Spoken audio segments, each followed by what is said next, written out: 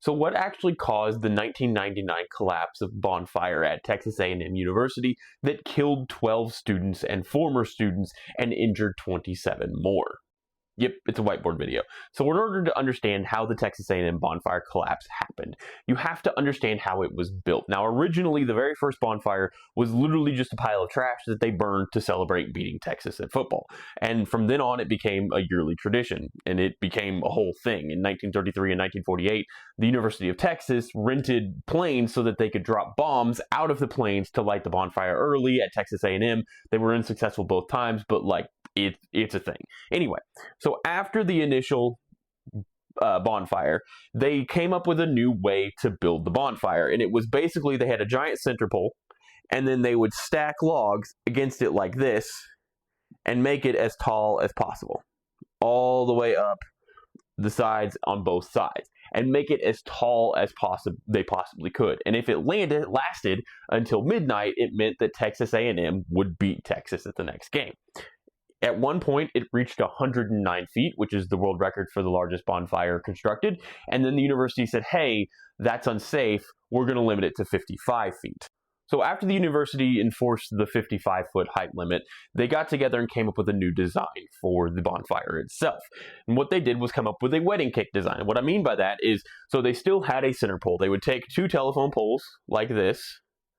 They would cut a notch in each one, and then they cut the notch like this, and then they would strap them together like this to make them stable in the middle.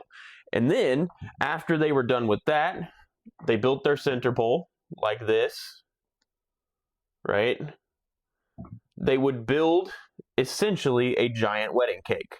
So the bonfire would have 6 tiers. It would have a first tier that was logs here, like this. They would all be strapped together, and then they would have a second tier that they would jam the second tier logs into the first tier and then strap them together. Then they'd have a third tier. I'm going to run out of room.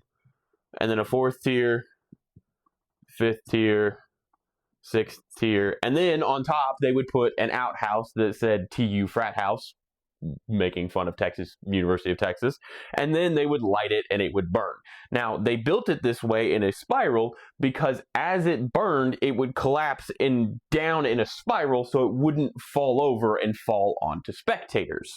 Now, in order to make it more stable, they would take 3 oak logs that were hand-chopped by Texas A&M students. All of the logs here are hand-chopped by Texas A&M students.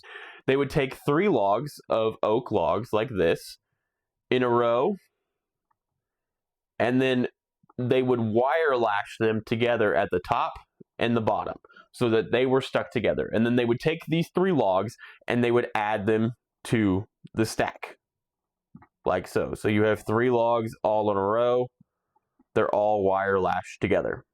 They would push those up against the log, and then they do the next row, and then they do the next row. This over and over again until they got a big enough first stack.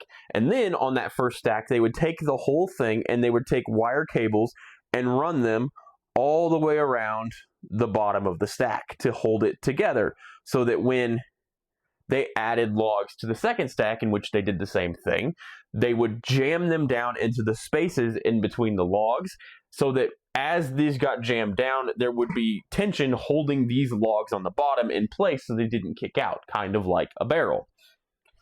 In 1999, the problem was they didn't add these steel cables. So they lashed them all together, like so, but they didn't add any of the steel cables to keep it together down here, or here, or here, or here. So, at 2:42 in the morning on November 18th, 1999, with 59 students standing on the stack, all of a sudden, as they're adding more logs, there was a loud crack, and the entire thing came toppling down this direction. The third and the fourth pile, they had built the first, second, third, and fourth. Many of the students were up in this general area. It fell down, and the third and the fourth stack ended up flat on the ground. The second stack fell over and ended up with a void space underneath it. And then the first stack mostly remained where it was. There was a little bit of it that had fallen over. So essentially what happened here is you have your 3 logs, right? You have them wire tied across the top. This is your first layer. As they're building up the layers, they jam the logs in the layers above down into the gaps below, like so. They shove them down this direction to get them wedged into place. This is forcing this log this direction and forcing this log this direction.